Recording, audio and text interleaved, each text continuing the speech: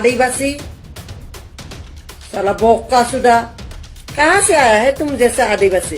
Hello लोगोफोर फैलायबाय मोनसे भिडिअखौ नोंथांमोननि गेजेराव लानानै आरोना जोंनि गेजेराव दा गोबां मा होनो एसटि खौ लानानै हारिजों जों गुबुन हारिजों बेबायदिनो मा बाथ्रा दान्थेलायनायफोर जागासिनो दङ।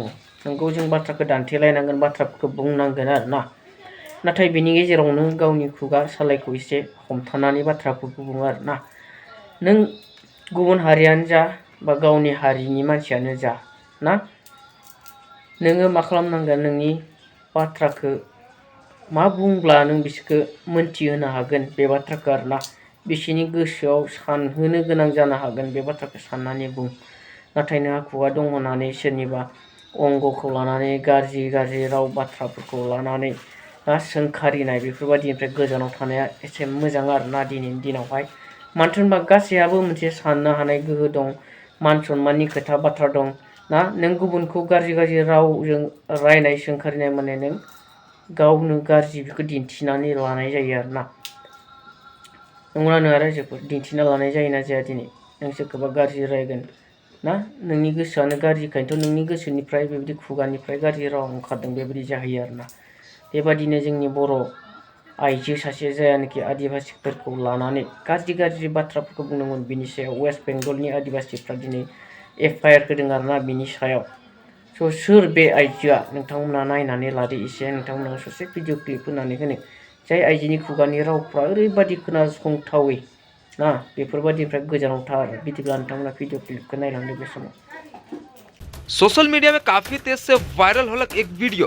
जे वीडियो में एक महिला आदिवासी समुदाय जनजाति के गंदा गाली करते हुए देखल जाते। खेल ले के आदिवासी समुदाय में आक्रोश कर माहौल बन चुके और विभिन्न प्रकार का विरोध प्रदर्शन करत हैं। इकरी तहत डुवास्कर माल बाजार थाना में आदिवासी युवा मने उस महिला कर खिलाफ एफआईआर दर्ज करा लेन।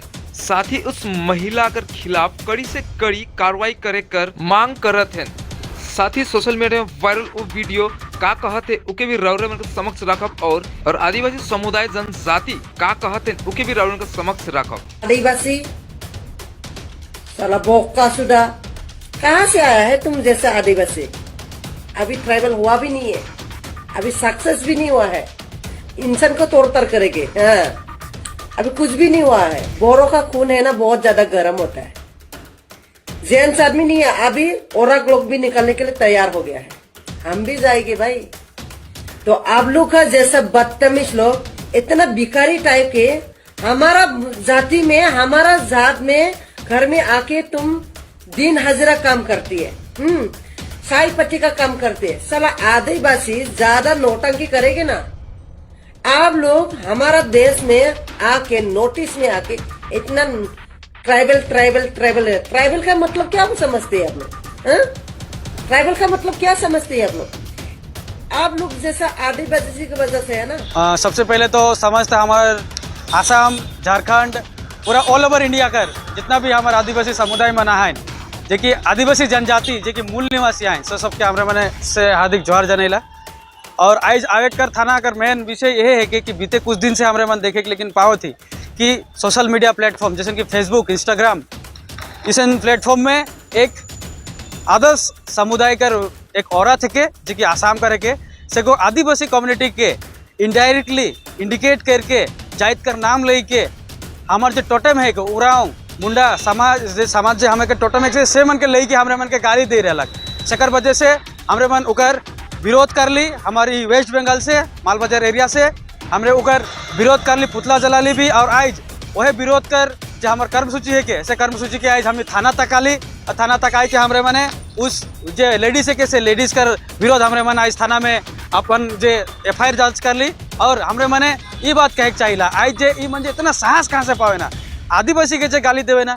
आज जे आदिवासी के है के बात करत है, तो आदिवासी के कैसे के का बतक पड़े अच्छा से। स' आंनि भिडिअखौ नायगिरि नोंथांमोना बयबो खोनाबाय जानांगौ आरोना मा बुंदों बिथांमोना दिनै आदिबासिफ्रा बिनि सायाव एफआईआर होनाय जाबाय बे बाथ्राखौ बहाय बुंदों आरोना। दिनै बे गावनि खुगानि रावजोंनो दिनै मा गुबुनजों एफआईआर होजानो गोनां बेबादि थासारियाव फैबाय आरोना। नंगौ, जुदि नोंनि हारिखौ सोरबा गाज्रि रावजों बुङोब्ला नों माबादि मोनगोन ना, नोंनि न'खरखौ, नोंखौ, नोंनि हारिखौ गाज्रि गाज्रि रावजों बुंब्ला नों माबादि मोनगोन दिनै ना जोङो बिसोरनि हेंथा बाथ्रा बुंनाङा बुंनांगोन नाथाय सोरबा हारिखौ माबा मोनसे गाज्रि मैला रावजों बुंनानै नों हेंथा खालामनो हाया ना हेंथा खालामनो हाया नाथाय नों माखासे गोनां बाथ्राफोरखौ बुंनानै नों ना हेंथा खालामनो हागोन बेबादि सोरबा हारिखौ लानानै बेबादि गाज्रि गाज्रि राव ना बुंनो गोनांथि गैया आरोना